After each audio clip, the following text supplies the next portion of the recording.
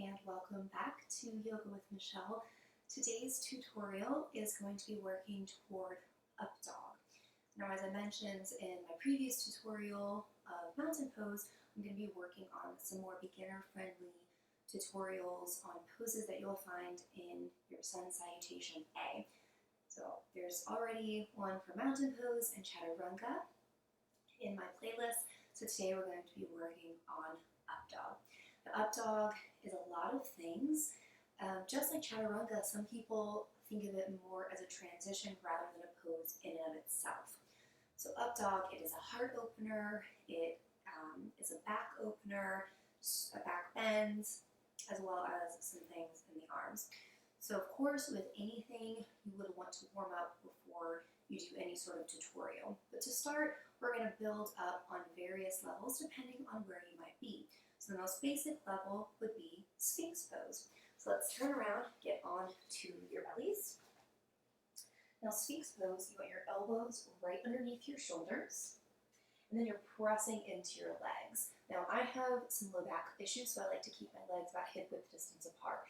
If you do not have that issue, you can bring your legs a little bit closer together. Now from here, again, sometimes it just seems like we're hanging out. There's a lot going on. The legs are engaged and active. Spread the fingers really wide and then lift up into the chest. So the shoulders are down the back, your belly is in, and then think as if you're drawing the floor closer to your ribcage. So that really helps to open the chest a little bit more. So I'm getting a really nice heart opener, back strengthener, and a gentle back bend. So work on that.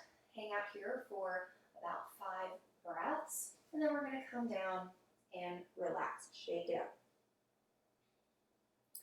Then cobra pose, that will be the next variation that has a little bit more of the upper back strength.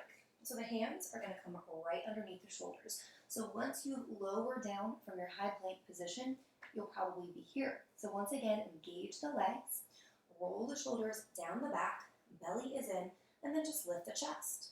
So here you might be using the hands, or maybe you even lift the hands so that all you're doing is strengthening those back muscles. Belly is in. Let's hold for 1, 2, and 3. Lower down. Shake it out. So once you've worked on Sphinx pose and that low cobra or bhujangasana, and you feel really strong in that, you can work up a little bit more. It's a bit of a passive stretch, so it's more working the front of the body. So the hands, once again, are under here, and then you begin to lift up. Now here, my legs are not as active. My shoulders are still down the back, the heart is lifting. It is a bit of a deeper back bend. But if you notice, I'm not really stretching or strengthening through my back. It's more of my hands are doing the work, and I'm opening through the upper chest. Now, once you've been there, you can lower down, shake it out. So if you've noticed that the 3 variations we've done so far, which is Sphinx pose, low cobra, high cobra, they are both strength and stretching. So it's creating strength and creating some space in the body. Now, for the full upward facing dog. So upward facing dog is very active. So you press into the legs, press into the tops of the feet, you come into that high cobra, and then you press into the top of the feet so much that the hips begin to lift up. So you want to kind of sink the hips as low as possible. You're lifting up through the heart. Belly is in. Feel good? All right, let's sit back in child's pose just for a moment. Relax that low back.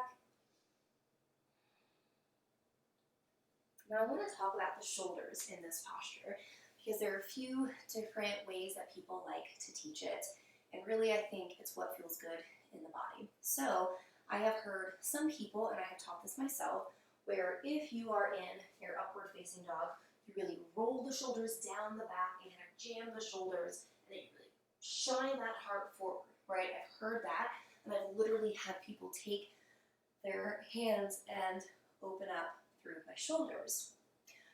So what that does is it does sort of press my heart forward a little bit, but it also squeezes my shoulder blades down the back, and I feel that takes a little bit less pressure from my low back. So I think maybe there's a time and a place for that to happen. I had a couple of advanced yoga instructors who we did a whole back bending workshop, and they actually said you have a slight roll forward in the shoulders. So what that does is it creates more space in the spine to have space to move, if that makes any sense. So if you're jamming your shoulders back, you're squeezing your shoulder blades, you're squeezing your spine, it has less space to move into some deeper back bends. And it also creates a little bit more space for your head. So for instance, back into that upward facing dog. So here is where the shoulders will be back, heart moving forward. Here the shoulders will be moving forward slightly, but then I have a little bit more space for my head to go back. Now if you notice, there's not really much of a difference in my low back or in my back bend.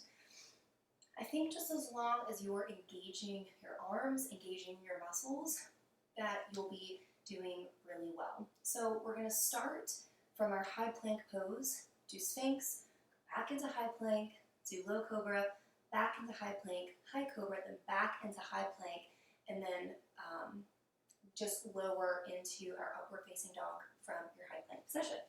So here we are in our high plank, lower all the way to the belly, press the feet, bring the hands in front, elbows underneath the shoulders, lift the heart. Let's hold 3, 2, 1. Lower down, press the hands, tuck the toes, lift back up into your high plank. So we're going to lower all the way down, press the feet, roll the shoulders. You're in your low cobra. Maybe lift the hands. Let's hold 3, 2, and 1. Lower all the way down, tuck the toes, lift up into high plank. Now high cobra, lower all the way down, press the feet. Let's lift up. Hold 3, 2, and 1.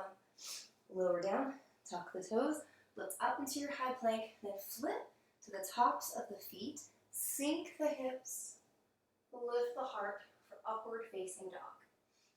Hold for 3, 2, and 1. Back into child's pose. Hold here for 5 breaths.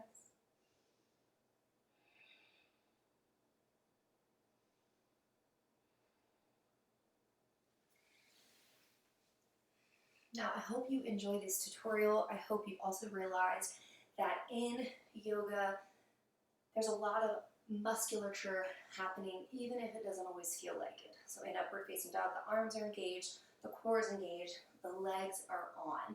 If you're a little bit passive, yes, you'll be in the pose, but you might not get the full benefit of the posture. So I hope this served you well, whether you're in Sphinx pose, low cobra, high cobra, or going into that full upward facing dog. Enjoy the journey, and I'll see you next time.